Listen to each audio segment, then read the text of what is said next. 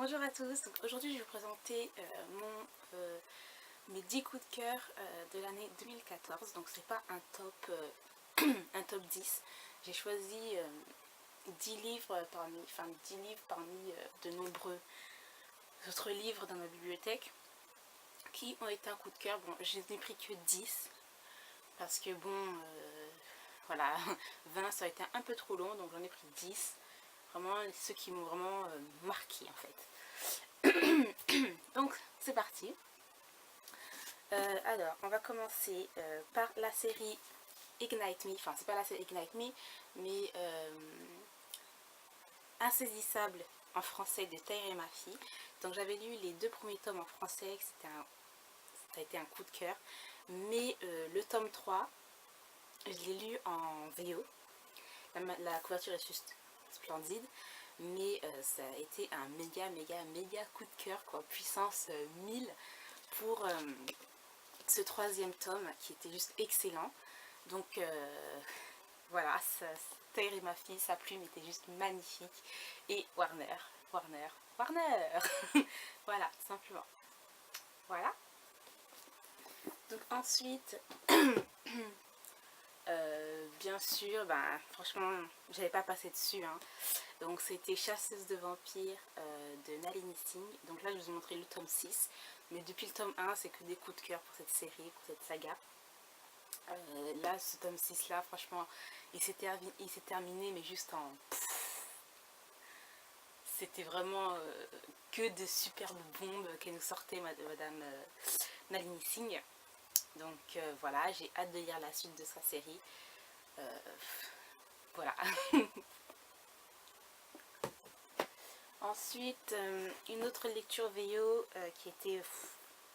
franchement, ça a été un superbe coup de cœur. Non, je peux dire de révélation, faut pas exagérer non plus, mais franchement, ça a été juste magnifique quand je l'ai lu. Donc c'est Maybe Someday de Colleen Hoover. Lecture VO que j'ai juste adoré, je l'ai dévoré ce livre. C'est juste magnifique avec un personnage masculin pas comme les autres qui fait et c'est le plus de cette histoire avec bien sûr la musique. Voilà, franchement c'était juste trop beau, trop. Voilà, donc je sais que je lirai d'autres livres de Colleen Hoover, ça c'est sûr et certain, dans l'année 2015. Ensuite, donc Charlie Davidson de Darienda Jones. Donc là je vous montre le tome 5, mais du tome 1 à ce tome-ci, ça a été franchement que des coups de cœur. Bon, après, quelques petites déceptions, mais de rien du tout. C'est juste parce que j'ai envie d'avoir plus de réesse, c'est tout. Hein. Mais voilà, Charlie Davidson, qui est un personnage incroyable. Elle est juste énorme, cette fille. Elle a de l'humour à revendre. J'adore. Et bien sûr, Reyes, qui est juste Reyes, quoi. J'ai envie de vous dire, Reyes, voilà, c'est Reyes. On ne peut que tomber pour lui, c'est tout. Donc voilà. Hop. Donc ensuite, celui-là, franchement, je me suis dit heureusement que je lui ai donné sa chance parce qu'au début, j'avais entendu parler beaucoup de cette série, de ce livre. Et moi, franchement, ça me disait pas trop et le résumé non plus ne m'attirait pas des masses, quoi. Et je me suis dit, bon, allez, je vais le lire quand même, je ferai mon propre avis, j'aurai mes propres ressentis. Et voilà, franchement, c'est aucun regret. Donc, c'est Kehlana, l'assassineuse de Sarah Dimas. Donc, c'est de la fantaisie. Ce livre, c'est juste une bombe. C'est un truc de ouf. Franchement, je me suis dit, mais heureusement que je l'ai lu. Que je vais donner sa chance à ce livre parce que je serais passée devant ça, quoi. Franchement, c'est une pépite. C'est tout. Le tome 2 il est déjà sorti, bon vu que je n'achète pas encore là, donc voilà quoi. Je l'achèterai mais un peu plus tard, hein, quand ma palle sera bien descendue, mais je l'ai lu d'une traite, quoi. Enfin, je veux dire, il n'y a pas de longueur, les personnages sont juste excellents, surtout Keliana. Non, franchement, elle est vraiment superbe. C'est vrai, moi, je suis pas fantasy, franchement, mais ça, c'est pas de la fantasy pure et dure et tout, tu vois. C'est... je sais pas comment expliquer. C'est pas de la fantasy où on va dans tous les sens, où c'est vraiment... voilà. Non, là, c'est... bon, je sais pas comment expliquer, mais c'est super. Voilà. Ensuite, on va montrer quoi? Bon, on va montrer celui-là. Donc, Jeu de patience de Jennifer L. Armentrout. Donc, ça a été un super coup de cœur. Jennifer L. Armentrout, j'adore. C'est un truc de malade, je l'adore. Et ça, c'est un new adulte. Et c'est l'une des meilleures new adultes que j'ai lues. Franchement, c'est l'une des meilleures new adultes que j'ai lues là pour l'instant. Et qui a été un super coup de cœur. Voilà, j'adore, j'ai vraiment hâte d'avoir le tome 2 qui va sortir en février, je crois, ou janvier, je sais plus. Bref, soit en janvier, soit en février. J'ai vraiment hâte de le lire parce que Jennifer Armentrout, elle est juste... voilà, il faut lire ses livres. Et un autre livre qui est sorti en français, c'est... Ouh, j'ai oublié. Voilà, c'est la série Luxe, Obsidian. Voilà. Que j'ai adoré, que j'ai lu en VO, que j'avais aussi adoré. Donc voilà. Ensuite, je vais vous montrer, il fallait que je vous montre, hein, Psy Changeling de Nalini Singh, toujours, hein, bien sûr. Voilà, ça passe. Là, c'est le tome 9. Ces tomes sont de plus en plus, super. C'est de mieux en mieux par rapport à l'intrigue. C'est une romance paranormale, mais l'intrigue qui est derrière par rapport au monde psy, voilà, là, il y a des choses, ça évolue, c'est juste super.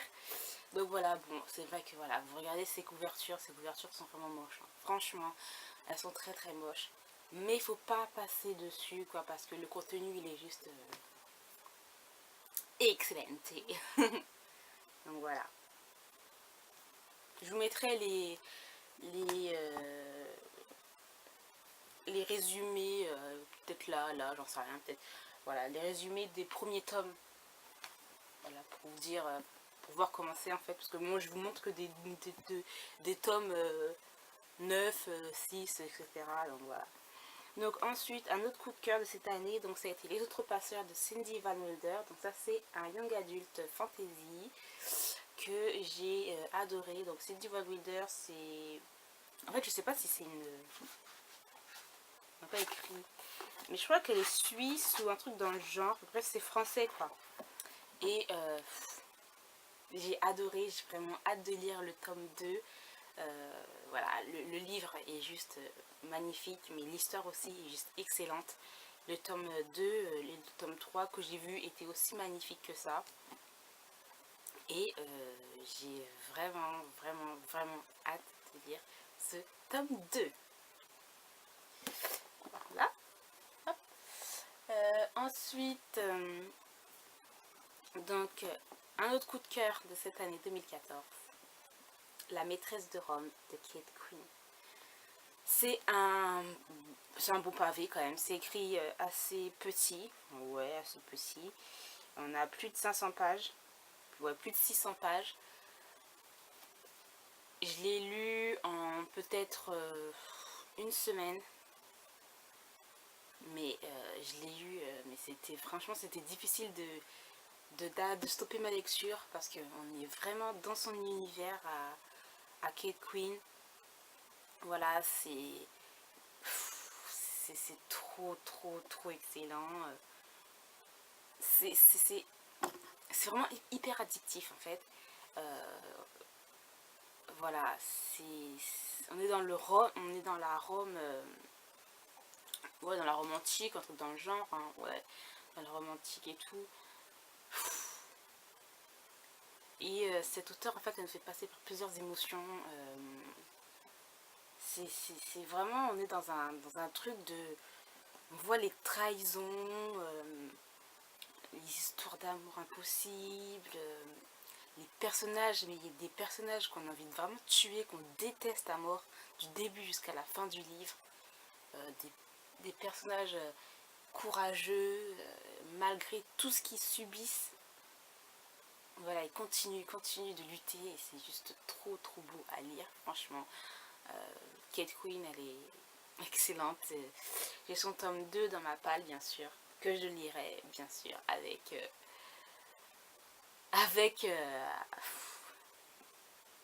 délice, j'ai envie de vous dire. Voilà, donc c'est coup de cœur de l'année 2014.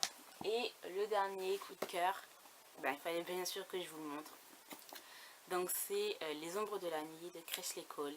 Donc là c'est le tome 10. Voilà, j'ai lu le tome 11. Cressley Cole, elle est, mais je ne vais pas arrêter de dire ça dans cette vidéo, excellente. Mais son univers, il est vraiment précis. Elle sait où elle va, elle sait où elle nous emmène. Et c'est juste incroyable. Enfin, c'est des univers qu'elle crée, quoi. Et après Les Ombres de la Nuit, il y a une autre série encore qu'on a dans Les Ombres de la Nuit, mais on sait, voilà, ça part un peu, pas dans tous les sens, mais c'est précis, elle sait où elle va. Et elle nous emmène là où elle veut et c'est vraiment trop bien. Donc ça c'est de la romance paranormale ou de la beat lit. Et j'adore, c'est toujours autant hilarant, sexy, voilà, c'est vraiment the coup de cœur pour moi.